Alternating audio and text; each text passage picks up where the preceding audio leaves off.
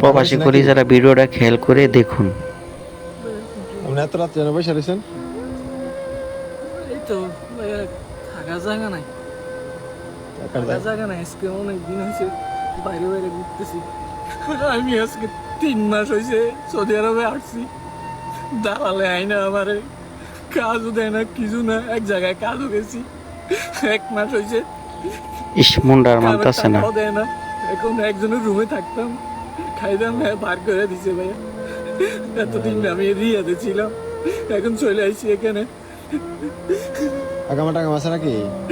আকামা দেয় নাই, দালালে বলছে 3 মাস পরে আকামা দিব। 3 মাস পার হয়ে গেছে, এখনো আকামা দিছে না।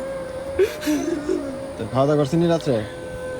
না ভাই, এই দেখে আমার কাছে 5টা টাকা ছিল। প্লিজ ভিডিওটা শেয়ার করে দিবেন যেন সব কলিজার হাতে ভিডিওটা পৌঁছায়। খাইছি আর এই কটা কবুজ রাখি, সবাই শেয়ার করে দিবেন। সব হয়ে গেছে ভাই। এখন তো আপনার কাইন্দেন না, কাইন্দেন